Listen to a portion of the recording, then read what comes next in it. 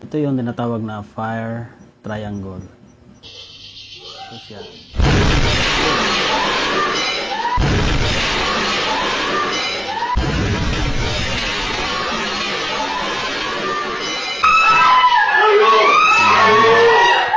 Tinuturo niya dito yung grupo, dito daw.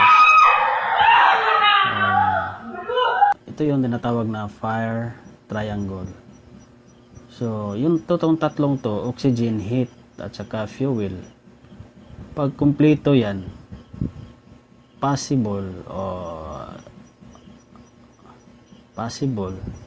magkakaroon talaga ng fire.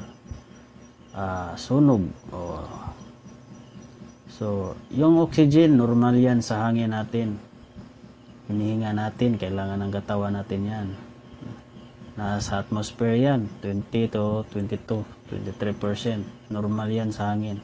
Present na present yan. Pangalawa, yung heat. So, kung makikita nyo yun sa video, yung area niya, marami siyang source of heat. Yung ref, nasa gilid, na tinuturo pa nga niya doon. Source of heat yun, yung motor nun, umiinit yun. Yung electrical piece niya, yung pisa niya, umiinit yun. Yung radiator, yung condenser niya, umiinit din yun. Yung singawan ng init niya. Tsaka yung ilaw niya, yung even though LED yun, pero umiinit pa rin yun.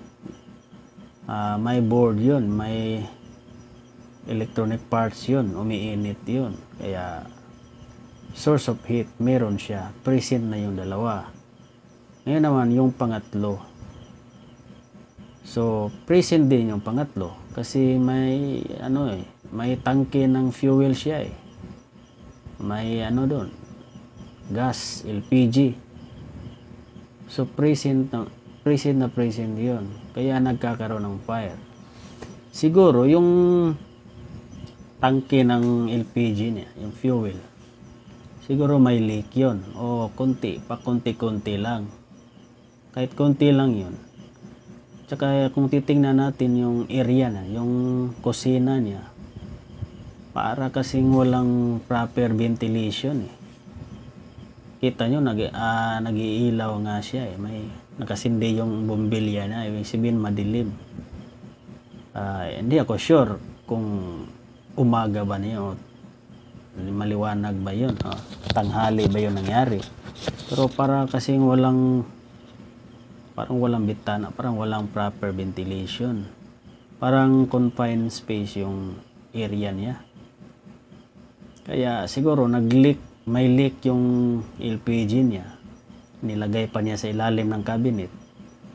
Mabilis nag-accumulate yung gas, yung vapor gas.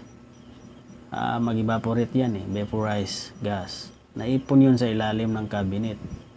Siguro sa kwarto, sa area na rin niya, sa kusina. Ngayon, pag naipon yun doon, source of fire na yun kasi kumpleto na yung oxygen eh, heat, fuel. So, pag kumpleto tong tatlong to, may fire talaga. Doon magkakaroon ng fire. So, guys, sa mga kayo dyan, so ingat-ingat lang tayo sa LPG natin. Saka yung sana mas maganda may proper ventilation talaga yung bahay para halimbawa kung may leak ng gas, hindi siya mag-accumulate, lalabas lang siya, mag-evaporate yan sa atmosphere, mawawala yan. So proper ventilation sana, at least may airflow, come in and out. May papasok, may lalabas na hangin para walang mag-accumulate. So yun lang. Siguro sumabog yun kasi present tong tatlong elemento na to eh, fire triangle. Pag kumpleto to, present tong tatlo, possible talaga may may sunog. So okay guys, thank you for watching. Please like, follow, and share. Thank you.